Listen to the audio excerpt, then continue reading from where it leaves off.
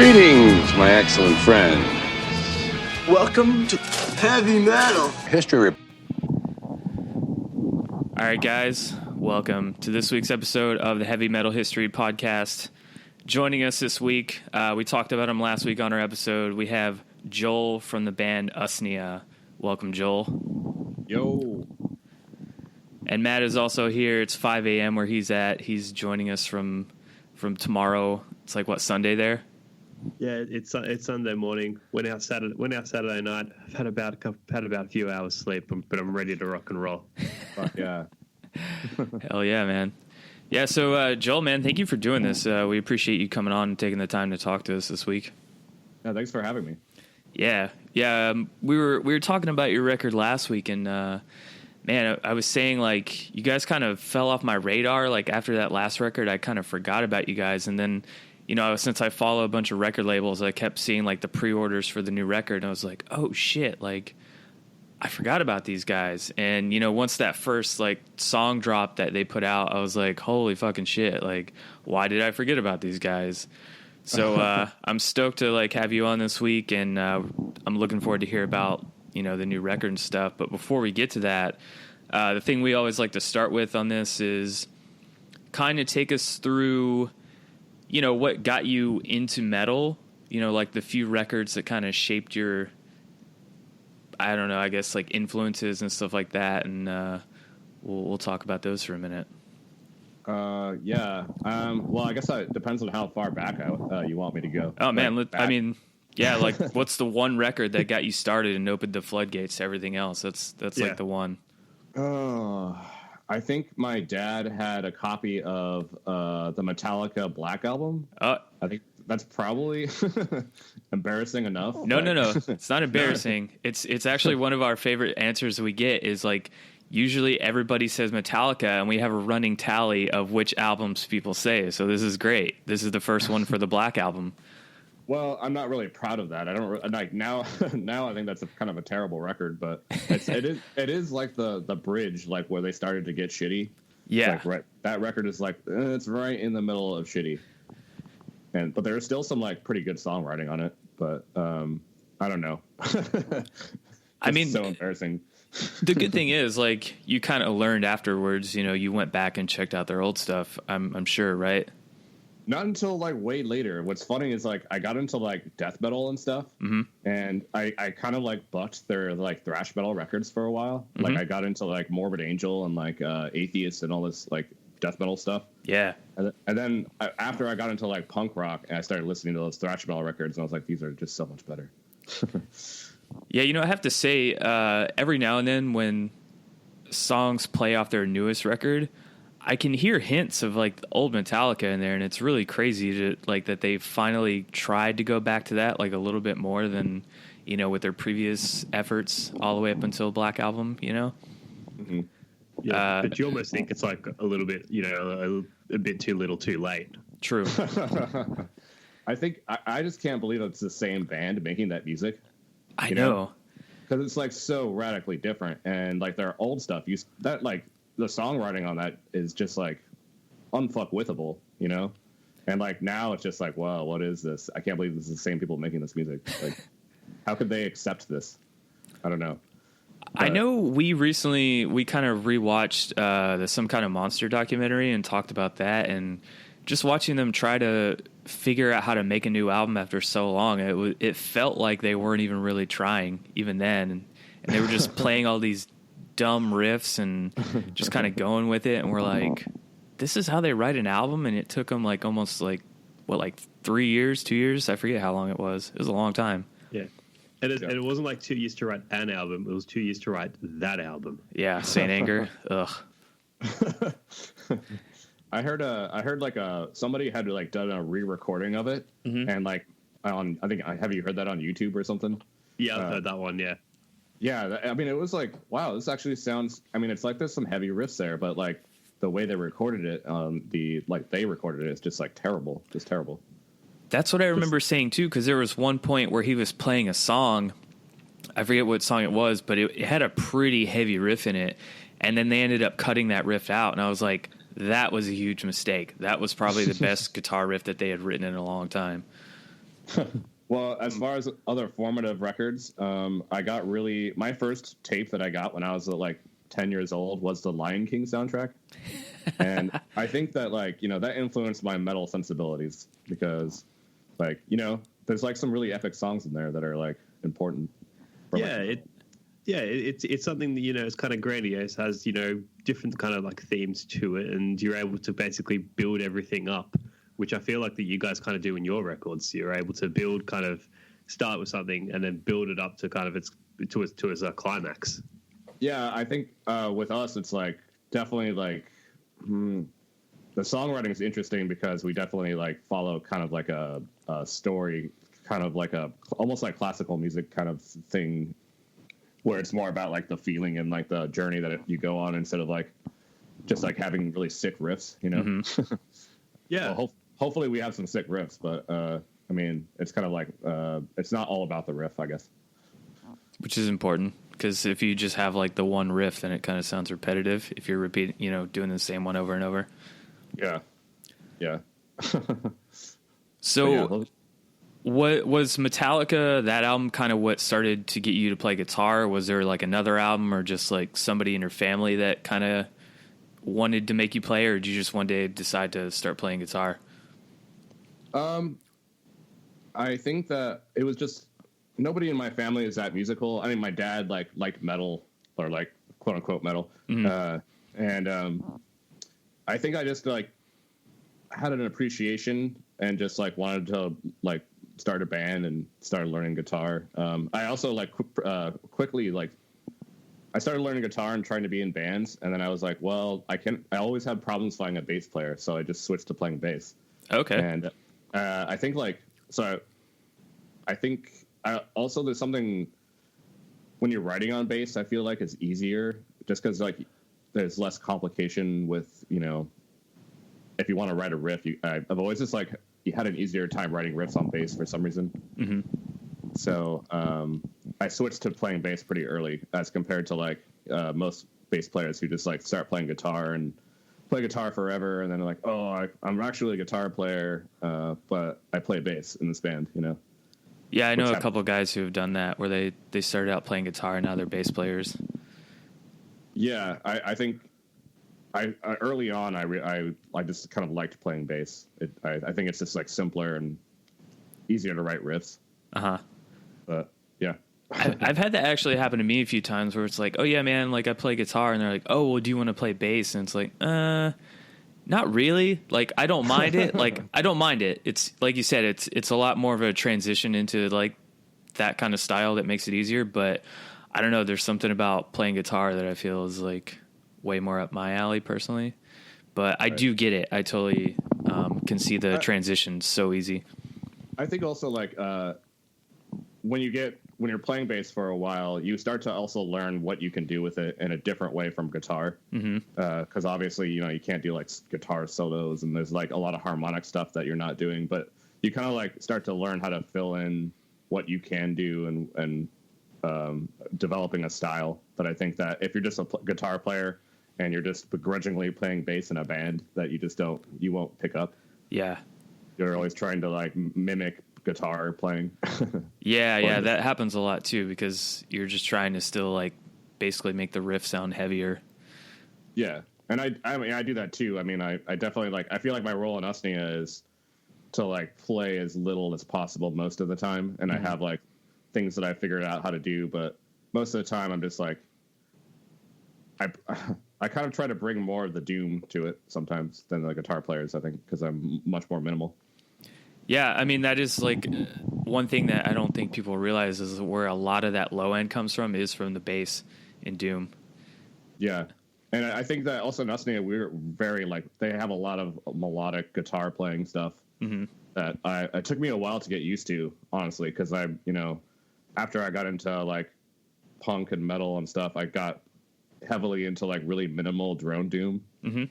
And when we started Usnea, they started doing like solos and like lead parts, and I was like, whoa, this is like, I'm not sure if I want to do this. And then I kind of just started loving it after I listened to a few other records.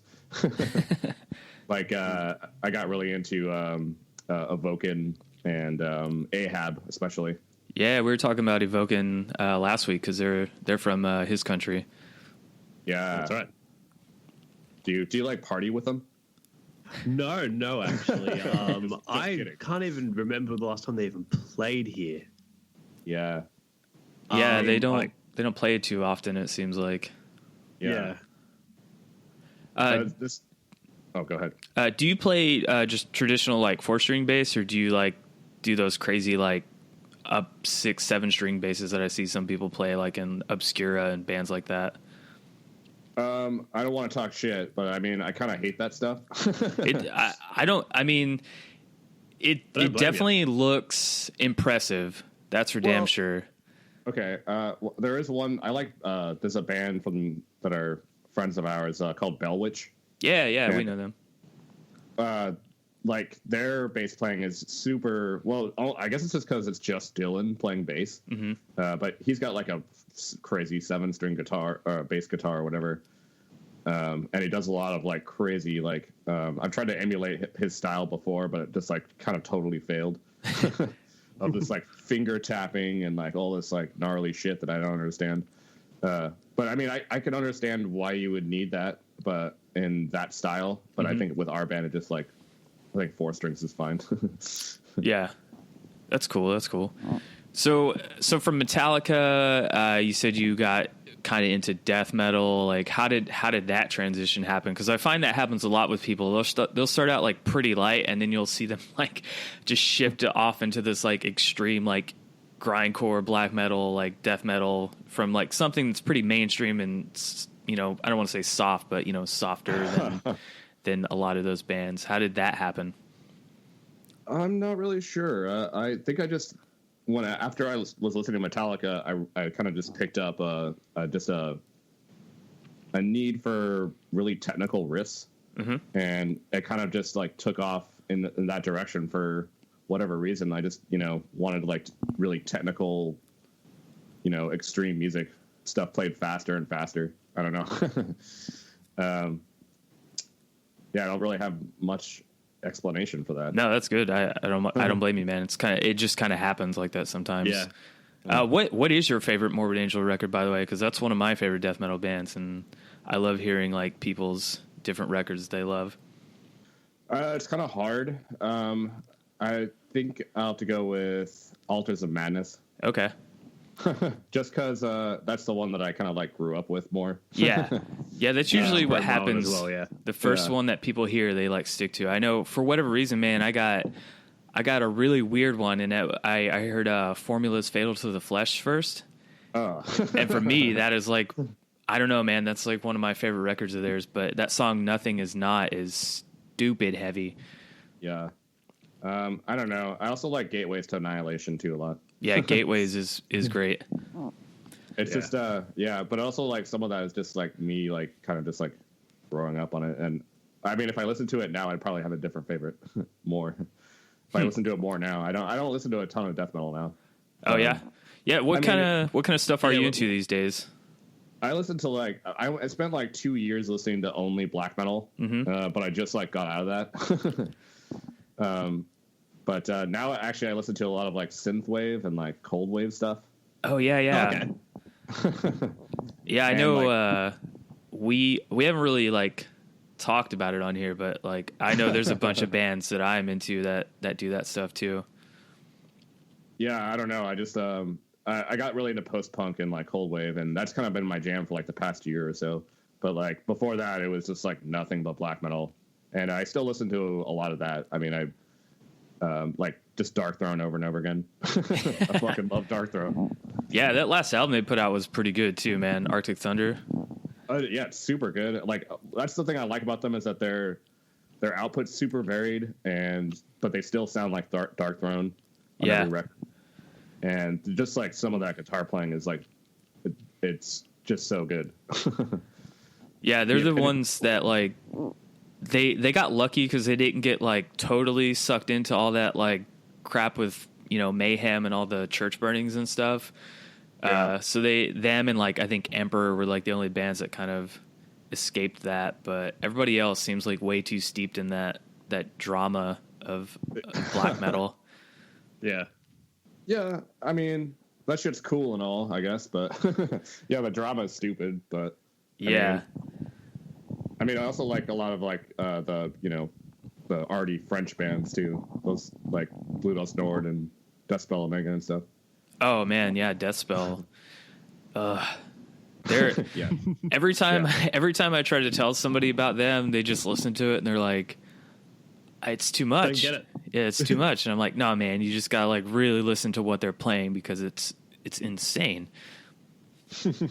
they're like beyond black metal. I don't even know. They're like some sort of like space beast unleashed on the world. Yeah. There's a band from here, or not here, but like in America called Imperial Triumphant. That's like really on that Deathspell Omega kind of train. And some of the stuff they write too it's just like, holy fuck. I don't know. The only way I know how to describe it is it's really dissonant. Like all the chords are just so opposite from each other every time they play them. And I'm just like, fuck. It sounds so ridiculously evil and spastic. Yeah, I mean I think that's why I listened to nothing but black metal for like 2 years. I was just like so into like those like dissonant, evil. There's just something about black metal that just like gets in your head and you just like can't get it out. I fucking love the most evil shit possible, basically. And that's, to me, black metal is like the most evil music that you can make. Yeah, it's just being ugly, dissonant chords and like playing as fast as you can, or mid tempo or whatever. And just like shrieking over it. I don't know. Yeah. See, I never particularly got into black metal, but like as from doing this show and speaking to Dustin a bit more, I'm starting to find myself listening to more and more and more of it. Oh yeah. Yeah. It gets in your head. Just be careful. Yeah, that's what I was gonna say. It's starting now. It's happening to me. You're being brought to the dark side. Yeah. Also, yeah. Yeah, it's gonna take that one band and one album that like when you finally hear it, you'll be like, oh, I get it now, and then you'll be like sucked into this hole for, like he was saying, like a number of years, and you're just gonna seek out like every black metal band that you can possibly find. Yeah, just the most obscure things in the record store. It's like, yep, that one. If I can't read the logo, get it. Pretty soon you're spending $50 on some obscure black metal tape that nobody's ever heard of, and yes, just like it goes into the hole, man. Are you into Jute Guy at all? No, I haven't heard that band. Holy shit, dude! Go check them out after we're done here, and let me know what you think, because that's some crazy ass spastic like black metal shit. I'm putting it in right now, or at least writing it down. Yeah. Fantastic. So let's talk about the new album, man. Let's talk about how long, when you guys started writing it and when you started recording it and how it all came together. Well, it's been 3 years since we had our last record. I think we took a long time because we were touring a lot, and well, not like a whole lot, but we were pretty busy. Yeah. And we had been like slowly writing it over. We had some of the riffs like already planned from the first record or the second record, and we just kind of wrote it in between. We're trying to write it in between doing a bunch of touring stuff and playing a lot of shows. Mm-hmm. And we eventually decided that after, the last year, we're just like, okay, we just need to stop playing shows, stop doing stuff, and like really try to write this record. And we have an interesting songwriting process, which people kind of bring riffs, and we all refine it. Mostly Justin will write a song, brings it to us, and like we kind of craft it into our own thing. I think we kind of go ahead. We tried to like refine our songwriting a little bit as far as just like trying to be more focused about what we're doing, which is like trying to buck some genres and like making the music like a journey and like epic, and like trying to avoid some like doom pitfalls, but also kind of going along with it a little bit. Mm-hmm. hard to describe. I don't No, know. the way you described it is pretty much like when I listened to it, that's exactly how I felt. Like, it definitely sounds a lot like Doom bands, but there's enough new shit here where it doesn't feel like you're treading the same ground. It's completely different from a lot of stuff that gets put out, and it was like, holy fuck, like I'm glad that somebody finally like took some different steps to put out something that, it's still in the same vein, but it sounds different, and it encapsulates like a whole mood throughout the album, but also like each different song sounds like its own mood as well. And it's, as you said before, it's basically like we listen to the record from start to finish. You are going on a journey. Yeah. I think it's something purposeful where we've tried whenever we like write a riff and it just like it sounds like a certain thing. We're like, okay, well, we can't do that. We've got to like layer to change it to like make it something that's not stoner doom or not funeral doom. We're trying to like mix things together, and we purposefully like, try to like avoid some pitfalls. But yeah. Well, I'm glad you guys like the record. Yeah. How long does it typically take you guys to like craft out one song to where you guys were like, this is it, this is good? It varies. Like, I think Pyrrhic Victory, we just kind of wrote it and we changed it a little bit. Mm-hmm. Oh yeah, never mind. There was like a part, and that spacey part in the middle, we like went back and forth for a really long time. It kind of just depends on what's working and what isn't. Sometimes we write a song and it's just like, okay, well, this actually works pretty well. Other times we're like changing things and mulling over things and arguing over it for a while, depending on how crafted I think it is when it's presented to everyone. Because all of us kind of like write stuff and kind of like bring it to the group, and we all argue about it for a while. I mean, it's good though, because that's one of the things that I noticed when listening to it. Is that nothing feels hastily written. It all feels like you guys took your time on every little thing, and it shows in the music. Whereas a lot of times, you listen to records and you can tell when some bands just kind of like put out a song to put out a song, just to kind of get filler on there. And there's nothing that really feels like this on this record. And I was like, man, this is nice and refreshing to hear a band that like took their time on making something and not worrying about like, just getting something out there to get it out there. Yeah. And that's kind of why I like this band too, especially, is that we're not really like, we just want to play music and we want to like, do cool, interesting shit. Like when we don't like deadlines. Like we took our time on this record and we're just like, we're going to get it out when we get it out. And, just try to focus on doing something cool rather than just like spitting something out. And I've certainly been in bands before where it's just like, oh, we got to put a record out and, we need to do this fast. And it's like, well, the songwriting is going to suffer if we don't like take our time. And if there's a problem, we should just fix it instead of like, rushing anything. Exactly. Just leaving it in there. Yeah. Yeah, there's a lot of bands that just want to stay on that album cycle thing where they're like, oh, it's been 2 years or a year and a half. We got to put a new album out. And, sometimes that works and sometimes it doesn't. But I think a lot more bands should just like take their time on making a record, not crazy like Necrophagist or anything like that, where it's going to take like a decade. But, I think some time should be taken into writing a record, because you want the end product to last and, be worthy of, what the fans want or what people that like your band want, Yeah. And I think it's also like, it's cool to like focus, and some of our songwriting is just us trying to avoid falling into pitfalls of just like, okay, well, this part's too post-rock, so we can't do that, and so we got to change this. And I think that's cool just because like I want to be in a creative weird band and I don't want to be in a band that's like, oh, this is a funeral doom band. I think we kind of buck some of those genre stuffs. Yeah, no, it's definitely a good amalgamation of like every kind of form of doom metal all put into one, and that's like my favorite thing because then I have the best of all the worlds. I kind of miss. We used to have like black metal parts. I kind of miss having those sometimes, but yeah. But if it doesn't serve the song, then why is it in there? Yeah, exactly. True. And I think that we definitely we didn't want to fall into that pitfall of just like copying ourselves over and over again too. So who mainly writes the lyrics in the band? Is it just one person, or do you all just kind of come up with an idea and put it together? Justin and I write the lyrics for sure. Justin is a little more wordy than I am. I kind of like try to be minimal with a lot of my lyrics, and to kind of tell more of a story.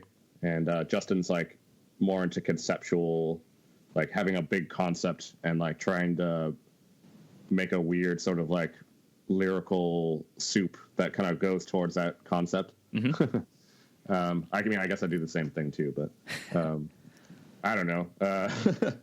But yeah, it's fun. Justin and I write the lyrics. Okay. Yeah, because one thing I was like super stoked on is knowing just kind of like the cool sci-fi stuff that you guys kind of modeled a few of the songs after, like the Philip K. Dick books and Dune and Handmaid's Tale and stuff like that. I was like, damn, this is fucking awesome. Like seeing guys that are like writing about, this stuff, but still making the lyrics seem relevant to like now in a way. Yeah. What I was going to say was that we're just like big nerds. I read so much, and I'm in school, and it's also like hard. Sci-fi has a lot to say about like human conditions now, and I think that both of us are feeling like the state of America is like pretty fucked right now. Yeah, and there's a reason that 1984 was on the bestseller list again, and we definitely injected like a lot of like dystopian sort of feelings from the stuff we're reading into the lyrics, and we definitely like I think the whole album's definitely it's a concept album as far as when it's all like sci-fi based, but really all of that sci-fi just has to do with how we feel about reality now, which is all of us are feeling pretty dystopian. Yeah, because there's how politics are. Yeah, there's so many parallels, like between those books that came out, way back then and now, and it's just like, damn, man, nothing's changed. It seems like things are getting worse, if anything. And the fact that these books can still hold that relevancy, and you can still talk about them in that way in 2017 is kind of scary, but yes, not much you can do, I guess. Yeah, and you think about like the arc of progress, like you'd think that we'd be further along as far as like progress being made with humanity's like attitudes towards things, but here in America we've turned back the clock like to the 60s apparently. Yeah, it definitely feels that way, that everybody's taken like 20 steps back. Yeah, but also there's it's not just about sci-fi too. We all of us are huge Carl Sagan fans. I've read almost every Carl Sagan book, I think. Excellent. And, like he has a huge influence on the last record, and we still have one Carl Sagan song, Demon Haunted World, which is not sci-fi, obviously. Yeah.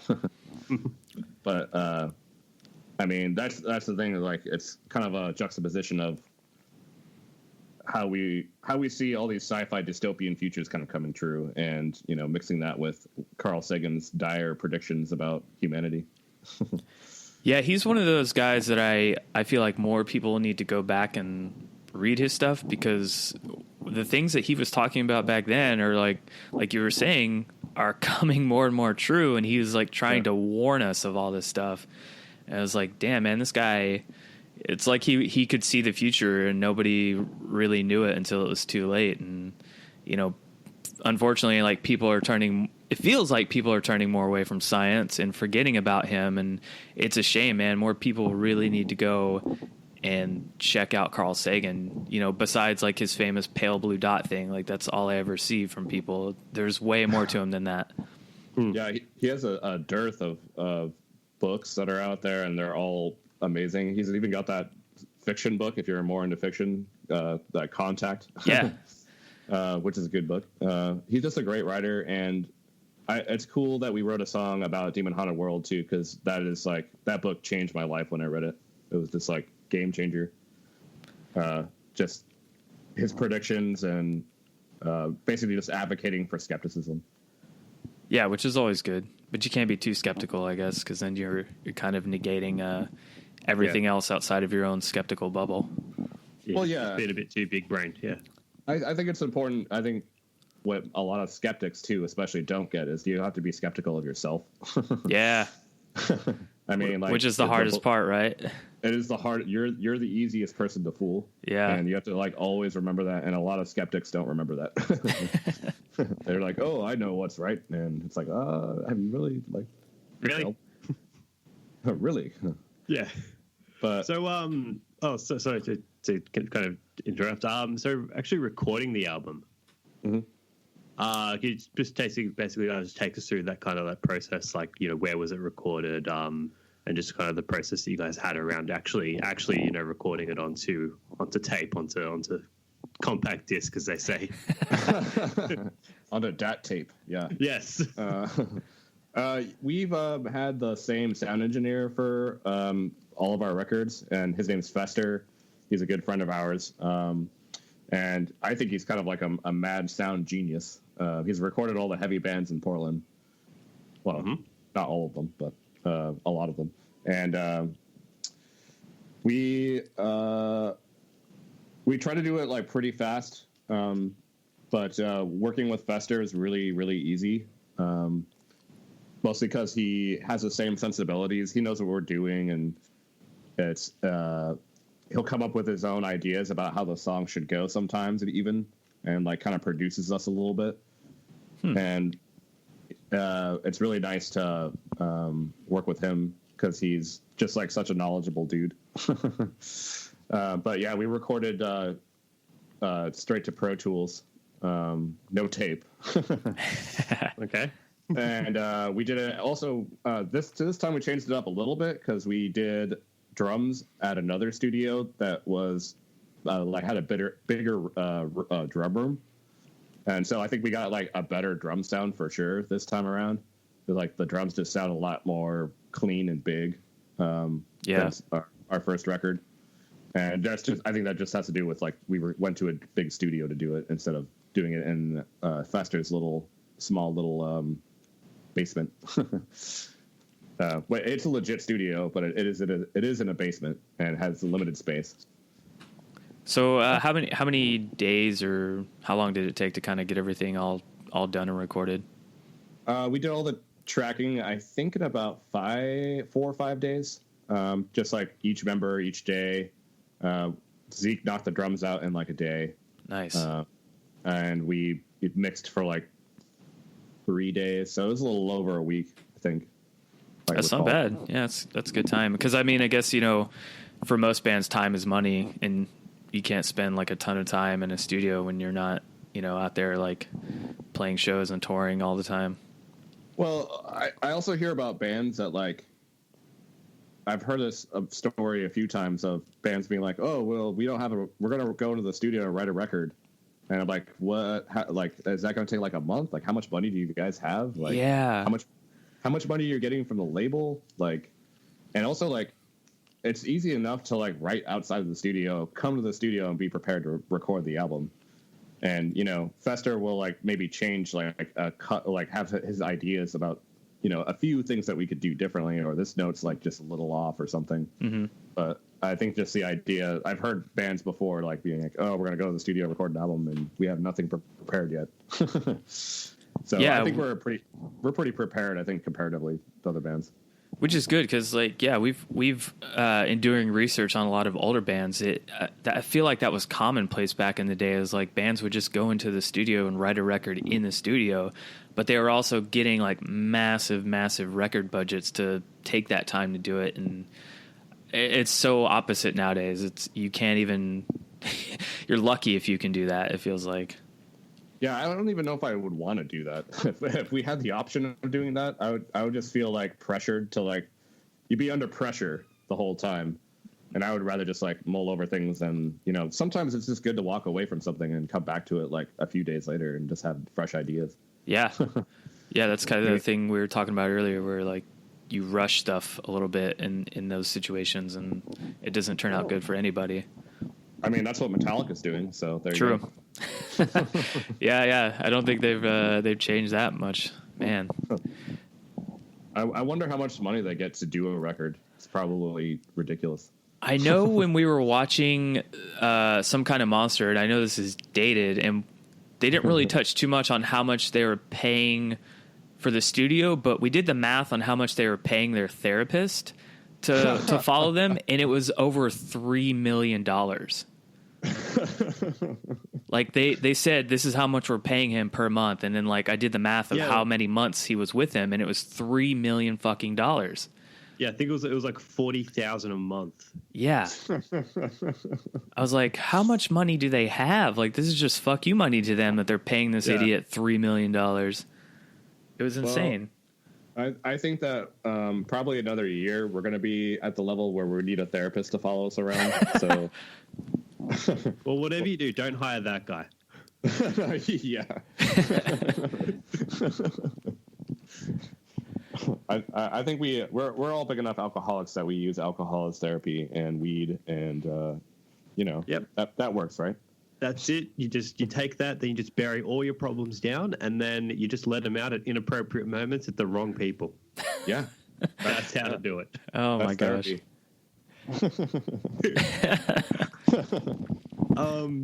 But yeah, so the record came out on Relapse. What was it like? What's it basically like working with Relapse? How's kind of the relationship there?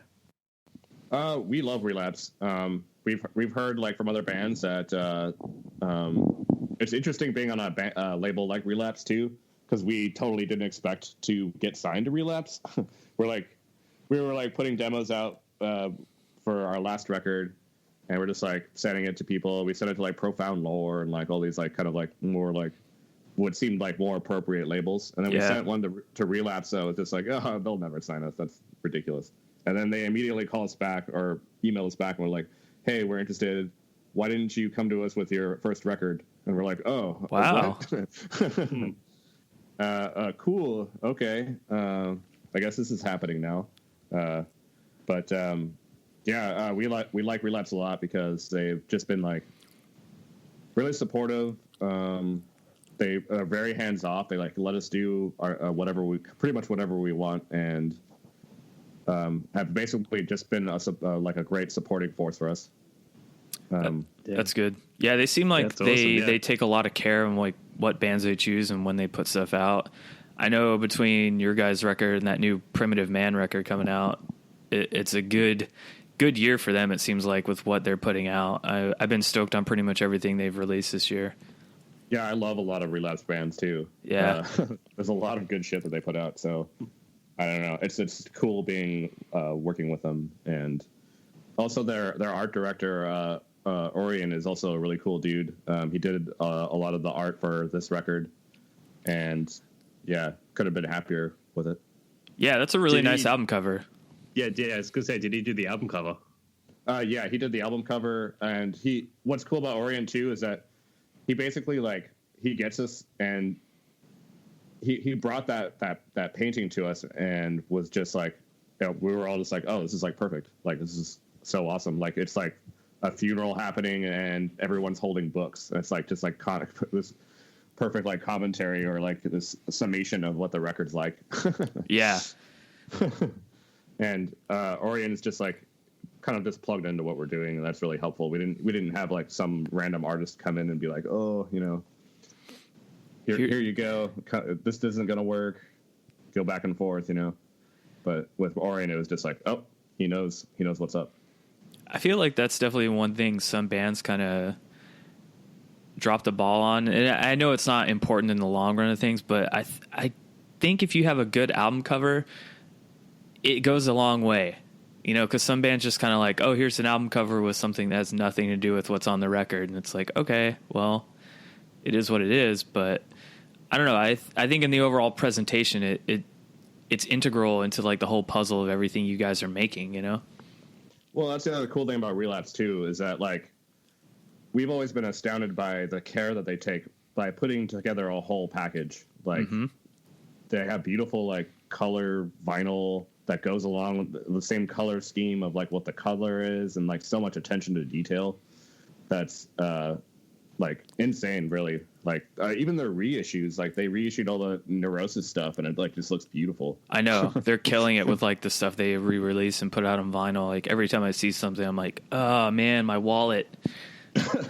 Well, they just put together such a there's so much care to like having a good product, like not just musically, but like just putting out. It's also visually pleasing, yeah. Yeah. Like every time I get a Relapse record, I'm just like, this is like a beautiful looking record. It's a great package. But yeah, I don't know. Stoked to work with Relapse. They're awesome dudes. Cool. That's awesome.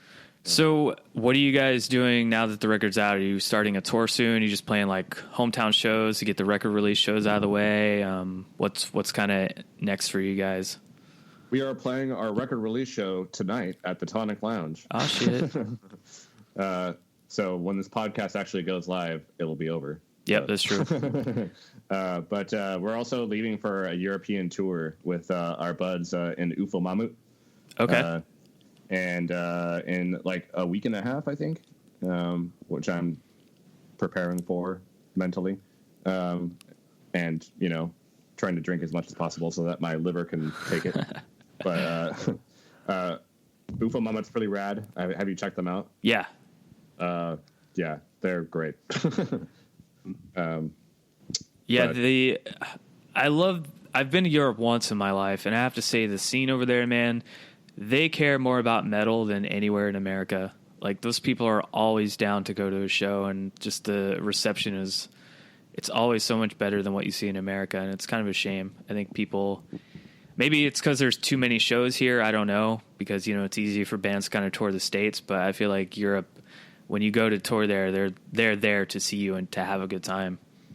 Yeah, totally. Like the way we get treated in Europe is just like, I think part of it is that they have like governments that like have like arts funds, which is like basically there's more money to be had, to be like, to make sure bands are, taken care of and stuff. They just value it over there more. Yeah. But also like we play over there and like we play for like an hour and people want an encore. We're just like, whoa, we're so tired. And we come to America, or we're playing in America, and we get like 25 minutes and get 2 drink tickets or whatever. Yep. Yeah. Yep. Sounds about right. But we are also playing in the UK for the first time, and I've heard that the UK is similar to the US, where you get like 2 drink tickets and nowhere to stay. Yeah. But also like, oh, go ahead. Oh, I was going to say, yeah, we also have like an art fund too, but like it's not for metal. It's like, yeah, every other touring us, you get it. Not you. Wait, if that's true, then how the hell did Deaf Heaven play the Sydney Opera House? That was a weird thing. They literally were sponsored by the government. Whoa. Maybe because Deaf Heaven isn't real black metal, so they're like, oh, okay, well, yeah, this is like a nice band. So what happened was we have like this light festival in Sydney where they just light the entire like city up, the bridge, the opera house, and all that. And they got Deaf Heaven to play in the actual fucking opera house where like symphonies go. Yeah. Damn. And it was completely nuts. But at the same time, like it was like, well, we'll never get something that kind of like weird, going forward. It's so hard to like. We've talked to trying to figure out a way to like go to Australia, but it's like just like the way everything's set up there, as far as like trying to tour there, is ridiculous. Yeah, no, it's completely. Yeah, it's completely nuts. Like you basically have to fly everywhere, and you can only play about like 4 venues or like 4 cities. And the airfare is like so expensive. It's like there's like no fucking way we could pull this off. Like I would love to do that because there's so many fucking great Australian bands. Yeah. There's like too many. Does Portal still play, Matt? I haven't heard of a Portal gig in years. That's a bummer. Then again, I could probably figure it out, but yeah, because like I went to but yeah, like I was saying like before, like you won't get that many crowds. I went to go see like Blood Incantation and Arcturus a couple of nights ago, and there was only about like 200 people there. In like a venue that can hold like 1,000. Wow. Well, I guess also just like, I mean, like, is there a big metal scene there? Like, I mean, yeah, there is, but like we don't get like it's really really weird when you go to like different cities. I don't think it's big in Sydney, as it used to be. But like if you go down like Melbourne, it's massive in Melbourne. Makes sense. Yeah. Well, that's basically where all the art comes from. It's like really kind of like it's got a really kind of like New York-y kind of vibe to it. Okay. When Sydney's more of like a West Coast, like San Francisco type city. I mean, San Francisco's pretty cool. Yeah, it really is. Yeah, but like it's it's all that kind of without like kind of an art really kind of scene to it. So Gotcha. yeah. Yeah. Right on. Well, Joel, is there anything else you want people to like follow you guys on or check out in between? We're going to post this probably on Monday, so it'll be within a couple days here. You can check out our Facebook if you want to, like, if you're in Europe for some reason and want to come see us. Sorry, I'm pretty self-deprecating. Oh, you're all good, man. And we have a Instagram, Usnea Doom. I'm trying to think of what else. That's pretty much it. Yeah, go follow them on their stuff. Please go get their record. It is absolutely worth your time. And if not, I'll fight you about it. Yeah, I'll fight you about it too. Thanks, guys. Yeah, man. Hey, thank you so much for doing this. We really appreciate it. Yeah, thanks for having me. Yeah, man. Anytime you want to come on again, we'll have you on again. Sweet. Sign me up. All right. Would you like to take us out with our traditional goodbye? We say cheers, cunts at the end. Sure. All right. So I'm gonna. All right. So guys, this is it for this episode. Check us out next week or maybe a week after. I don't know. Follow us on our Facebook page is Heavy Metal History, and Joel, take us out. Cheers, cunts. Be excellent to each other. And party on, dude!